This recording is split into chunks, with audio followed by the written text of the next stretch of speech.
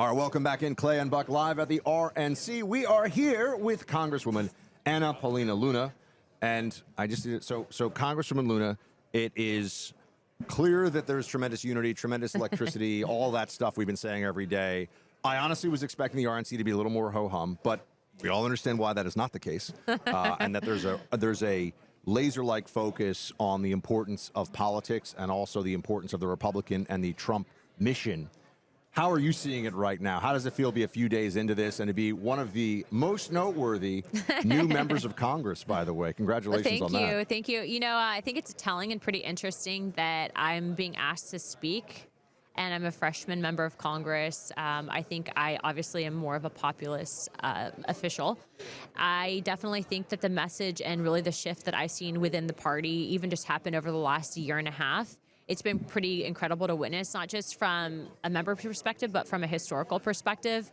And I really think with the events that transpired on Saturday, moving forward, I mean, President Trump, so we were with him last night in his presidential box at the RNC watching everything. But, you know, he is very much so involved. You'd figure, you know, he'd have staff do this. No, he is very much so involved with every single aspect of this, to include the messaging.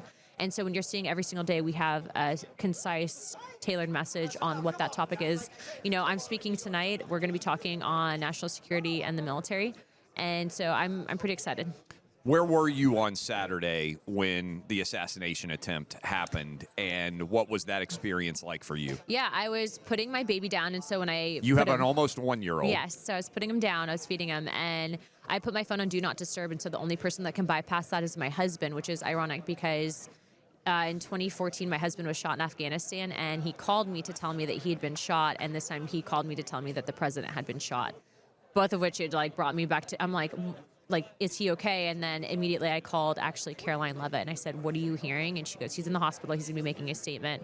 So just sit tight. And so when you hear that happen, the minute, and I think it was really important because he knew in that it's, you know, anyone probably would have cowered, and his act of defiance getting up, that's when you really see what someone's made of. So I wouldn't have criticized him, by the way. If he had crawled on all fours to get off that stage, there's no shame in that. But he got instead, up in defiance and just like courage and just said, fight, fight, fight. But then also too, you knew he was okay, and he's sending a signal to his supporters that he was okay. So it was pretty incredible. Yeah.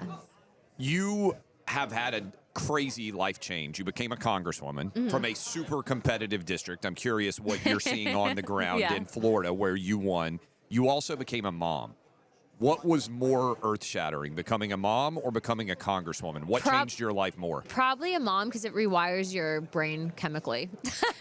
But what I will say is that even just winning my election, I spent $12 million to win in my general election. I'm in a very, very Republican district now. So we have a lot of people that have moved from New York that are just like, we're done. You're welcome. Yes, thank you. It used to be a toss-up district, though, no and more, now no you've mas. got it locked and loaded. Yeah, we're locked and loaded, metaphorically speaking. Yes, so. yes.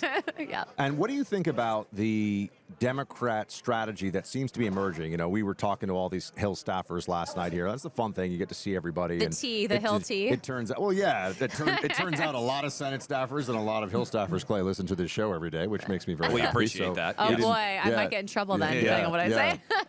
But they're all pretty much aligned in thinking that right now the Democrat Party, their whole strategy is going to shift from anything to get Biden over the finish line to we just have to get the House to try to throw a wrench into the Trump agenda. Correct. Basically, they know this thing's over. Yeah, they know that he's not going to win. I've talked to many members. I've also talked to never Biden members of the Democrat Party. And so they know that it's over. I think Biden administration, for what I'm hearing, also knows that it's over. They are trying to do something via an executive order to actually treat Ukraine like a NATO member to actually prevent President Trump from actually being able to do anything in that regards. But I am also hearing that, and I don't know if it's a correct headline, I have to verify, but I heard that Ukraine and Russia are potentially in peace talks now.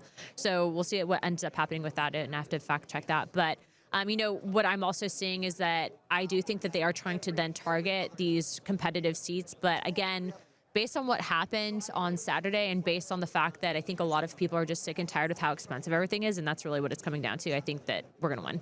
For people watching tonight, what kind of preview can you give us about what your speech will be like, and what is that experience do you expect going to be like to walk out and have millions of people watching? Well, when you put it like that, very stressful. Don't worry, no pressure. Yeah. I'm actually going to be talking about something that I've been talking about for a while, and that you can have peace through strength, but you don't have to involve yourselves in every foreign conflict. And I think we need to understand, and I think President Trump understands this the best, really what our military families, our military goes through. I'm a vet. My husband's a vet. But again, you walk with a big stick in hopes that you never have to use it. If you get to pick right now in advance one piece of legislation by issue, right? I mean, I know legislation can be 1,000 pages long, but that Donald Trump would sign as his crowning legislative achievement along with Congress in year one, what would it be on? Is it on immigration? Is it on national security? Is it on the economy? What would be top of the agenda? Unified government, Trump term 2. I would say if he could do it via an executive order, right, and have it. Do you want Trump to do it executive order I would say style? via an executive order, because I don't want it to be watered down. He needs to defund every single federal agency that is illegally investigating and going after American citizens utilizing FISA. Wow, That would be a big change. a big move. How nervous are you? Last question here as we finish off, and we encourage all of you to watch tonight, Congresswoman Anna Paulina Luna. How nervous are you about the FBI investigating Donald Trump? I'm extremely nervous. I actually reposted a tweet that Thomas Massey put out.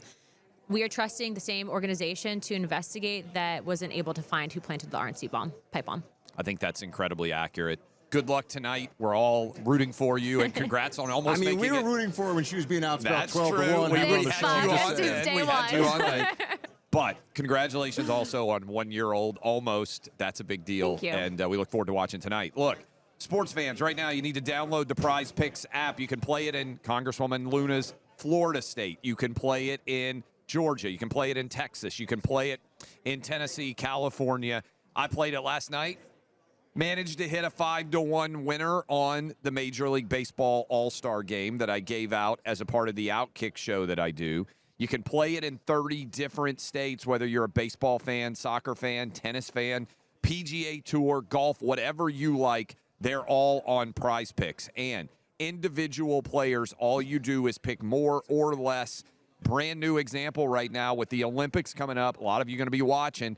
You can get hooked up if LeBron James scores just 1 point at the Olympics. How do you do it? Go to prizepicks.com, put in